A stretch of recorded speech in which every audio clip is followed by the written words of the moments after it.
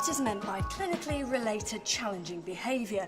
Well, it can be any non-verbal, verbal or physical behaviour exhibited by a person that makes it difficult to deliver care safely. The behaviour is often a manifestation of a patient's distress and an attempt by the person to communicate their unmet needs. Although underreported, challenging behaviour is a significant problem experienced across a range of NHS settings, which can affect any staff group. So the purpose of this film is to highlight practical strategies to help identify, assess, prevent and manage challenging behaviour. Now you'll see examples of challenging behaviour that may be experienced within your own NHS settings. The key principles and practical strategies to prevent and manage challenging behaviour are applicable for any patient or service user group in any NHS setting. This is a collective endeavour which involves everyone within the organisation working together to create a culture in which the highest possible quality of care can be delivered. Although specific techniques and interventions may differ, the philosophy and processes for delivering high quality care are the same. In particular is the importance of positive engagement and effective communication delivered within a therapeutic environment. NHS Protect has the responsibility for tackling crime within the NHS. A key part of the remit is protecting staff from violence and aggression in the NHS. The prevention and management of clinically related challenging behaviour is therefore a key part of this work. NHS Protect conducts an annual survey of violence against staff. This survey clearly illustrated that over 70% of all incidents of reported physical assaults against staff are due to clinically related challenged behaviour. This is behaviour where the medical condition of the patient, where a mental ill health, a learning disability or treatment being administered is responsible for their behaviour.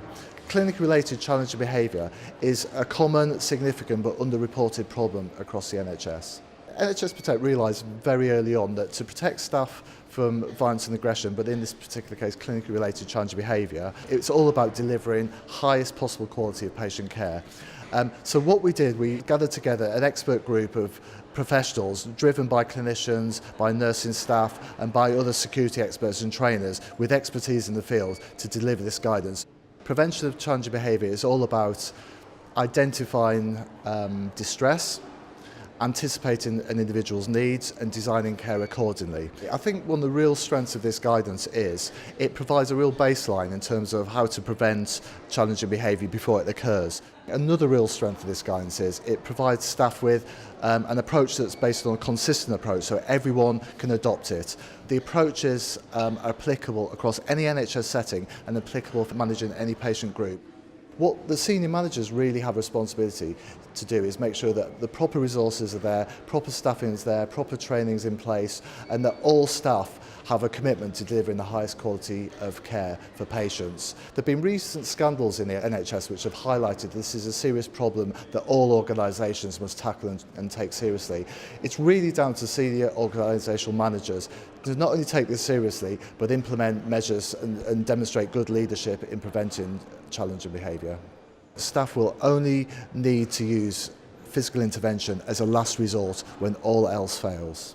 It's all about delivering high quality personalised care. Vitally important that staff treat the patient with compassion, with dignity and empathy. That is the key to this approach. Well, I think the senior management responsibilities for challenging behaviour, prevention and management particularly include maintaining good quality of care and at the same time keeping safety paramount. I think the strategies organisations should have in place to maintain high quality care as well as safety include both the environment, and by environment I mean the physical environment as well as the attitudes, and they also include staff training such that individuals can understand how challenging behaviour can develop, why it develops, and ways of prevention as well as de-escalation. Most organisations have a number of training programs But I think the leading by example of senior staff, senior managers, senior nurses, consultants, in demonstrating to their teams how these culture changes should be put in place, how the behaviour of staff should be seen to work, I think is going to be very important in any organisation.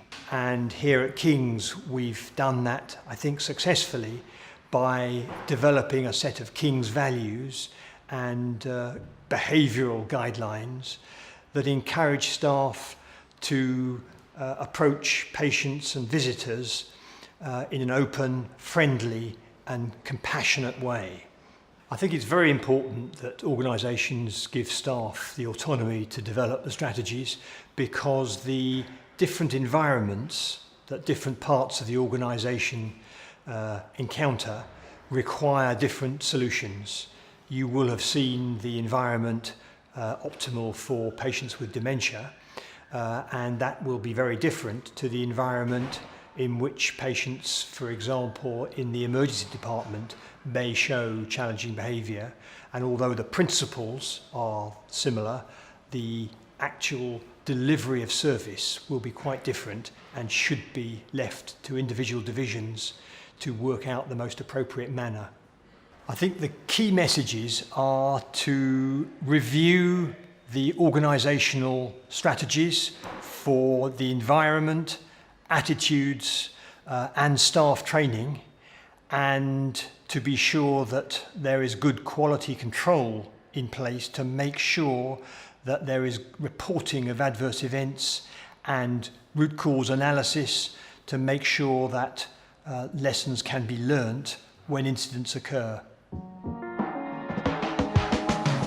Well, ward staff all receive training in conflict resolution, and we would expect them to only call security once they felt that the situation had got beyond their control. When they tried all their best efforts to de-escalate the situation, they would then call security. They do that via the emergency phone number. I think it really depends on the situation that's in front of the patient and the individual, because we've all got slightly different tolerances and capabilities when it comes to dealing with difficult patients.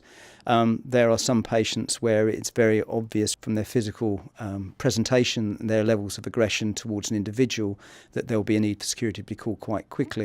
In other cases where the staff feel more confident that they're able to verbally de-escalate the patient, recognising perhaps with a dementia patient that it's actually sort of trying to explain a need that they require, then they'll try all the techniques to try and find out what that need is. So it's really when they feel they're losing control of the situation. There is no real lines, because that would be too rigid. It really is about the individual. When they feel it's got beyond their capability to control it within the ward, they will then call security as a last resort, really. All staff receive training at induction and then follow-up training with regards to all our procedures, but particularly looking at challenging behaviour and management of violence and aggression within the trust, so that they're familiar with the procedures. Staff also receive training on dementia awareness and psychosis, including our security staff, so they have a better understanding of the conditions of the patients that they may have to deal with when they're asked to attend an incident. I mean, the types of presentation we see are sort of many and varied, from our elderly patient with dementia who is simply lost, frightened, scared and wandering, who we may actually go and look for as a missing patient and then have to return to the ward, through to our patient with perhaps a neurological problem, who's understanding and is completely acutely confused at the time, and his behaviour can be very aggressive and very physical, to your typical association with your A&E, perhaps you're drunk on a Friday evening. It's about teams working together as well, right across from the nursing side to the security and portering team that are involved in that, along with the clinical, the doctors, etc. I think communication's really key to everything that we do. If the staff don't communicate to us what the actual issue is with the patient, then our staff don't know the best approach to take. If you don't have good communication between the various teams, then it's likely that incidents are going to actually escalate rather than de-escalate.